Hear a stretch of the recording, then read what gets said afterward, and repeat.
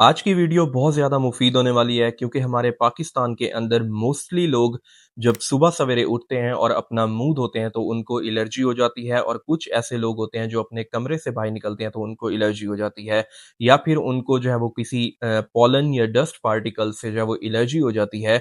तो वो किस तरह अपना घर के ऊपर मेडिकली ट्रीटमेंट कर सकते हैं, और उसके बाद अगर उनको मेडिकल ट्रीटमेंट से आराम नहीं होता तो कब वो जो है वो होम रेमेडीज इस्तेमाल कर सकते हैं, और किस तरह हमारी बॉडी के अंदर जो एलर्जी होती है उसका प्रोसेस जो है वो किस तरह होता है। इन सारी चीज़ों के ऊपर बात करेंगे। इस कंडीशन को एलर्जिक रिनाइटिस बोलते हैं, और एलर्जिक रिनाइटिस की कौन-कौन सी इकसाम होती हैं, कब हम इसके अंदर मेडिकल ट्रीटमेंट की तरफ जाते हैं और कब हम इसके अंदर जो है वो होम रेमेडीज की तरफ जाते हैं। तो इस वीडियो के अंदर हम इन सारी चीज़ों के ऊपर डिटेल में बात करेंगे। औज़ु बिल्लाहि मिनश शैतानिर रजीम, बिस्मिल्लाहिर रहमानिर रहीम। मेरा नाम डॉक्टर असद है और आप ये video health by doctor Asad की जानिब से देख रहे हैं। आज का जो टॉपिक है वो एलर्जिक रिनाइटिस, जो आपके नाक की एलर्जी होती है और जिसकी वजह से आपको काफ़ी दुश्वारी का सामना करना पड़ता है। आपका नाक बंद हो जाता है, आपको छींकें आना स्टार्ट हो जाती हैं और आपके नाक के अंदर बाज़ दफ़ा इन्फ्लेमेशन हो जाती है। तो इस कंडीशन को हम एलर्जिक रिनाइटिस बोलते हैं। और किस तरह जो है वो इसका सारा प्रोसेस होता है, किस तरह हमारे नाक के अंदर इन्फ्लेमेशन होती है, आपका नाक बहना स्टार्ट हो जाता है, और कब हम इसके अंदर मेडिकल ट्रीटमेंट कर सकते हैं। सबसे पहले जो हमारे अंदर कुछ ऐसी चीज़ें होती हैं जिनके इस्तेमाल करने से एलर्जी जो है वो बढ़ सकती है, और कुछ ऐसी खुराकें होती हैं जिनके इस्तेमाल करने से हमारी एलर्जी जो होती है वो ठीक हो सकती है। सबसे पहले हम उन खुराकों के ऊपर बात करेंगे जिनकी वजह से हमारी एलर्जी जो है वो बढ़ सकती है। तो सबसे पहले उसके अंदर डेयरी प्रोडक्ट्स आ जाते हैं, जो दूध और दही होती है। कुछ लोगों के अंदर ये होता है कि सुबह सवेरे जब वो उठते हैं तो अपनी डाइट के अंदर वो दही का इस्तेमाल करते हैं, जिसकी वजह से उनको एलर्जी हो जाती है फौरन। उसके साथ साथ कुछ लोगों के अंदर ब्रेड रोटी, जो ब्रेड और रोटी होती है वो प्रो इन्फ्लेमेटरी होती है, जिसकी वजह से आपके अंदर इन्फ्लेमेशन हो सकती है। अगर हम तीसरी चीज के ऊपर बात करें तो जो रेड मीट होता है वो भी कहीं ना कहीं एलर्जी के साथ लिंक्ड होता है। उसके यूज करने से भी आपको एलर्जी हो सकती है। तो आप अपनी डाइट के अंदर ये चीजें लेना छोड़ दें और आप अपनी एलर्जी को चेक कर सकते हैं। अगर तो वो इन चीज़ों के इस्तेमाल करने से आपकी एलर्जी ठीक हो जाती है तो फिर आप इन चीज़ों को इस्तेमाल करना छोड़ दें। उसके साथ-साथ कुछ ऐसी डाइट्स आप इस्तेमाल कर सकते हैं जिनकी वजह से एलर्जी जो है वो आपकी ठीक हो सकती है। अब हम सबसे पहले एलर्जी किस तरह हमारी बॉडी के अंदर उसका प्रोसेस होता है, कौन-सी चीज़ें आती हैं जो कि हमारी बॉडी के अंदर एलर्जी करवाती हैं, उनके ऊपर बात करेंगे, और फिर उसके बाद हम इसका मेडिकल ट्रीटमेंट और होम रेमेडीज के ऊपर जाएंगे। सबसे पहले जब कोई पॉलन या डस्ट पार्टिकल आपके नाक के अंदर जाता है तो वो वहां पे आपका कुव्वत मुदाफियत जो होता है वो एक्टिवेट हो जाता है। आईजीई जिसे हम बोलते हैं, इम्यूनोग्लोबुलिन ई, वो एक्टिवेट होता है और वो वहां पे इन्फ्लेमेशन कर देता है। जब वो एक्टिवेट होता है तो वहां पे कुछ ऐसे केमिकल्स आते हैं और कुछ ऐसी चीजें आती हैं जो कि वहां पे इन्फ्लेमेशन करवाती हैं, जैसे कि मास्ट सेल्स जो होते हैं वो हमारे नाक के अंदर आते हैं और वो एक बॉम्ब की तरह फटते हैं, और उनमें से कुछ केमिकल्स जो हैं वो बाहर आते हैं, जिसके अंदर साइटोकाइंस हो गया, हिस्टामीन हो गया, और वो वहां पे आके हमारे नाक के अंदर इन्फ्लेमेशन करवाते हैं और आपके अंदर एलर्जी का प्रोसेस जो है वो होना स्टार्ट होता है। तो ये सारा इसका जो है वो प्रोसेस होता है कि हमारा डस्ट पार्टिकल हमारे नाक के अंदर जाता है, हमारा जो कुव्वत मुदाफ़ियत होता है वो एक्टिवेट होता है, और वहाँ पे मास्ट सेल्स आते हैं, वो फटते हैं और उसमें से कुछ केमिकल्स निकलते हैं जिनको हम हिस्टामीन और साइटोकाइन्स बोलते हैं, और जो हिस्टामीन होता है वो फिर सारी इन्फ्लेमेशन और ये प्रोसेस करवाता है। तो इसको ठीक करने के लिए हम मेडिकल ट्रीटमेंट की तरफ जा सकते हैं।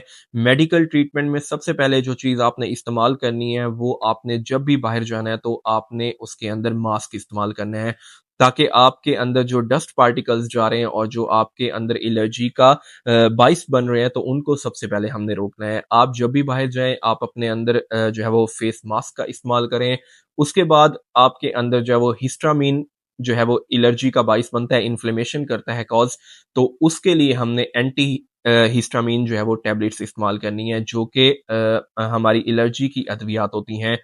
कुछ इसके अंदर सीडेटिव्स होती हैं और कुछ नॉन सीडेटिव्स होती हैं, यानी कि कुछ से जो है वो इस्तेमाल करने से नींद आती है और कुछ के इस्तेमाल करने से आपको नींद नहीं आती। तो ये सारी जो है वो ट्रीटमेंट आप इसके अंदर कर सकते हैं। उसके बाद आप इसके अंदर नेज़ल इरिगेशन कर सकते हैं। उसके अंदर आपने पानी लेना है और उसके अंदर थोड़ा-सा नमक डालना है और उससे आपने अपना नाक साफ़ करना है। तो ये आपके अंदर जो है वो एंटी इन्फ्लेमेटरी होता है, इन्फ्लेमेशन को कम करता है। उसके बाद आपने जो है वो सलाइन ड्रॉप्स जो मार्केट से मिलते हैं, वो भी आपने इस्तेमाल कर सकते हैं उसके अंदर। उसके साथ-साथ आप इसके अंदर जो एंड पे आप इस्तेमाल कर सकते हैं, ये सारे जो है वो इनिशियल स्टेजेस होते हैं। उसके लिए आप अगर जो है वो ये चीज़ें इस्तेमाल करेंगे तो आपको जो है वो फ़ायदा होगा। लेकिन अगर आपने जो है वो क्रॉनिक के अंदर चले गए हैं तो फिर उसके अंदर आप जो स्टेरॉइड्स होते हैं, नेज़ल स्टेरॉइड्स होते हैं, वो भी आपको मार्केट में जो है वो एक बने-बनाए जो है वो मिल जाते हैं और आपने उसके अंदर नेज़ल स्प्रे करनी होती है। तो वो आपने इस्तेमाल करने हैं। उसके साथ-साथ कुछ जो है वो इसकी इक़साम होती हैं एलर्जिक रिनाइटिस की, उसके अंदर जो इक़साम होती हैं, कुछ सीज़नल एलर्जी होती है जो कि एक ख़ास मख़सूस ड्यूरेशन के लिए होती है। या तो वो आपको सर्दियों के अंदर हो सकती है या गर्मियों के अंदर हो सकती है और कुछ ऐसी चीज़ें होती हैं जिनकी वजह से वो हो सकती है।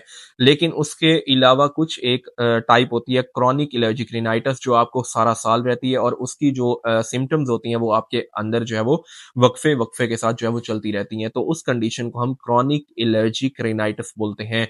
और ये इसकी जो है वो टाइप्स होती हैं, उसके अंदर आपने मेडिकल ट्रीटमेंट में एंटीहिस्टामिन्स इस्तेमाल करनी है, मास्क इस्तेमाल करना है, नेज़ल इरिगेशन कर सकते हैं, उसके बाद नेज़ल स्टेरॉइड्स इस्तेमाल कर सकते हैं और जो चीज़ें आप इस्तेमाल करने से आपके अंदर एलर्जी हो रही है, डाइट के अंदर इस्तेमाल करने से, उनको आपने अवॉइड करना है। उसके साथ-साथ कुछ होम रेमेडीज़ हैं, जिसके इस्तेमाल करने से आप अपने एलर्जी की जो सिम्पटम्स होती हैं, उसको जो है वो स्टॉप करवा सकते हैं। उसके अंदर कुछ ऐसी चीज़ें होती हैं, जो कि आपके मास्ट सेल्स जो होते हैं, जो कि फटते हैं और हिस्टामिन जो रिलीज़ होता है, उसको ये रिलीज़ होने से रोकती हैं। उसके अंदर आपके पास एप्पल आ जाता है। एप्पल के अंदर कुछ ऐसी चीज़ें होती हैं, जो कि आपके मास्ट सेल्स को जो है वो फटने नहीं देती और हिस्टामिन जो है वो रिलीज़ नहीं होता। उसके बाद आपके पास अंगूर आ जाते हैं, उसके बाद आपके पास जो है वो अदरक आ जाती है। अदरक जो होती है वो एंटी इन्फ्लेमेटरी के तौर पे काम करती है और आपकी जो नाक की सोज़िश होती है उसको कम कर सकती है। ये आप अपनी डाइट के अंदर खा भी सकते हैं, इसका कहवा भी इस्तेमाल कर सकते हैं और उसके साथ-साथ एक जो हल्दी होती है वो भी एंटी इन्फ्लेमेटरी के तौर पे काम करती है। आपकी इन्फ्लेमेशन को कम करती है और जब इन्फ्लेमेशन कम होगी तो आपकी एलर्जी जो है वो ठीक होना स्टार्ट हो जाएगी। तो ये कुछ ऐसी चीज़ें हैं जो कि आप अपनी डाइट के अंदर इस्तेमाल करके अपनी एलर्जी की जो सिम्पटम्स होती हैं उनको वर्स करने से रोक सकते हैं। अगर वीडियो पसंद आई हो तो चैनल को सब्सक्राइब कर दें, बेल आइकन को प्रेस कर दें और आने वाली तमाम वीडियोज़ के लिए चैनल को विज़िट करते रहें। मिलते हैं इस तरह की एक अगली वीडियो में, तब तक के लिए अल्लाह हाफ़िज़।